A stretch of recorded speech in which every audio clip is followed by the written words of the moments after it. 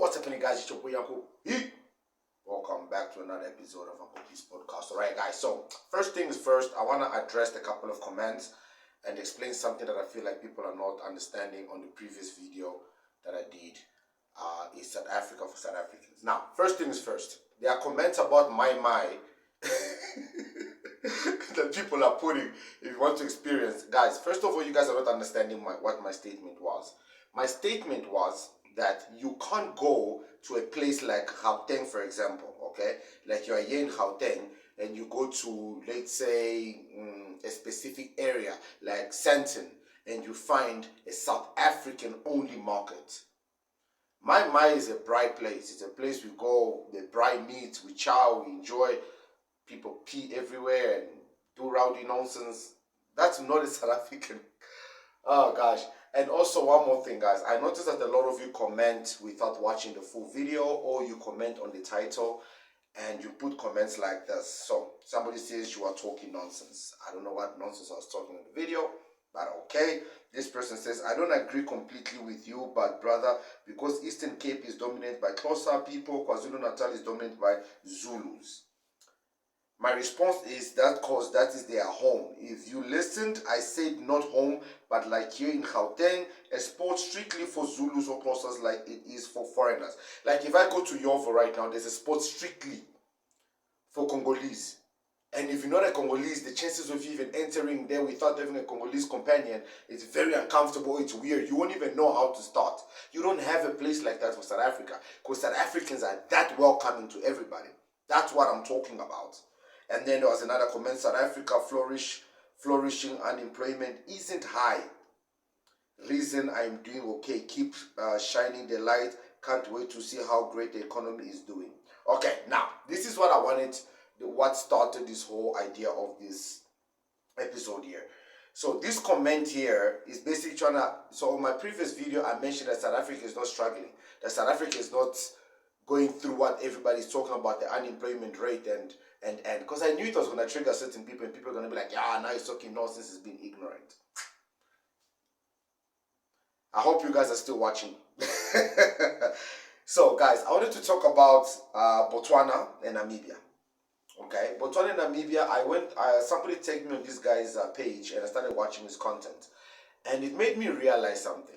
People don't appreciate South Africa and what South Africa has achieved as an African country because it is shocking. It is shocking. The fact that South Africa has 61 million people and they are still able to keep their head way above water and cater for all these people. It is mind-boggling. What do you mean, Uncle P? Why would they be shocked? I'll explain why. Now, this video here is what actually got me here. Let's listen to this. These two countries fascinate me. They make me feel proud of them, and it's important we throw more light on them. Ladies and gentlemen, Botswana and Namibia is my topic in this episode, and I want to juxtapose them with West African countries and allow you, ladies and gentlemen, to determine what's happening in terms of quality of lives of people living in these two countries and in West Africa. Let's get into it. Okay, so basically he wants to compare these two countries to Western African countries. If you don't know what Western African countries are, please Google it. Your Nigerias, blah, blah, blah. All the countries in the west of Africa. Now, your Ghana's, Cameroon, all those countries. So he wants to show why these Zambia and Botswana are better than Western countries and what is leading them to be better. And I want you guys to pay attention on how he compares. Now, South Africa has nothing to do with this, but now listen. Hi, I'm Cyrus from Ghana and welcome to my channel. Be sure to subscribe and click on the notification bell for more of my content. So these two neighboring countries don't have a large population. We know that. They don't have a large economy like in other West African countries. We get that. Okay, first thing is first, they do not have a large population. Okay, keep that in mind. But they have big lands and wise leadership. Botswana's GDP is a little over $22 billion and Namibia's. They have big land and wise leadership. One, they don't have a large economy. 2, they've got big land.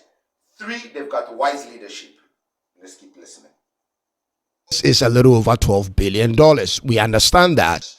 And their GDP is a little over $22 billion. South Africa's GDP is way over $300 billion. You can Google the facts if you want to. They have populations of 3 million plus in Namibia and 2.7 million plus in Botswana. We get that. But I repeat. And 2.7 million plus in Botswana. So Namibia got 3 million plus people. And the other one has 2 million. South Africa has 61 million. Let's keep listening. And I'll tell you guys why I'm bringing these points up. They have quality leadership, or at least they have way better leadership than we have in this part of Africa. And I want you to get this straight. So it says that they've got quality leadership. Let's keep listening. It's not about the small size of their population that makes them look or have such a quality of life and a higher GDP per capita, but because of good management of their countries. We also used to be small, ladies and gentlemen. And what did we do with it? What did we do with our small population? Before Ghana became 33 million, we were 5 million and 10 million. Same applies to Nigeria and all the so-called populated countries, ladies and gentlemen. They were one time small. What did we do with our small population? And even if you still argue that the population sizes cannot be compared, my next question to you. Now, guys, so as he mentioned that at one stage they were also a small population. And if you look at Nigeria, Nigeria was not known as giants because of their population. It was more because of their few. Today they want to change the narrative that they were known as giants because of their population. No, you guys were known because of giants, because of your few. Now you are changing the narrative because you are too many. Imagine from the amount that they had to 230 million, and it's estimated by 2050 there will be 500 million of them. Now guys, we can argue the fact that a large population doesn't necessarily mean poverty, because China has a large population and that's not poverty. It is the leadership on top of the large population. The leadership. Let's keep listening to his reasoning. You is this. Are you really big? Think about it. Nigeria is 232 million people and poor. China is 1.3 billion people and rich. How do you explain that if not for failed leadership? The bigger should be better instead, in my opinion. Bigger engines make faster cars. Bigger companies make faster cars. Which is true. Bigger engines make faster cars, bigger should be better. But that's not the case. Why? Because of bad leadership. Bigger revenue. But when you fail as a people, now you want everyone to believe that bigger population is a hindrance? How so? Brazil and Nigeria share similar population. So how do you explain the disparity between the two economies? If you also say that Brazil gained independence way earlier than Nigeria, then I'll ask you this other question. How about South Korea and Malaysia and Vietnam, who even went to war with the USA? Listen, this continent and the people are so full of excuses, it is sometimes disturbing. You are quick to defend and explain why these smaller countries cannot be compared with our countries, but you lack the effort to demand accountability from your own leadership. Is it because you are part? You see everything is saying. Why these small countries can't be compared to our big countries. So it's talking about what the Ghanaians and the Nigerians and the Cameroonians are the ones who are arguing that you can't compare these countries. South Africa is not. You notice that he hasn't mentioned South Africa at all. You know why he hasn't mentioned South Africa at all? It's because South Africa, for some reason, even when it's being overpopulated, is still managing. So he knows that overpopulating a country leads to a country collapsing.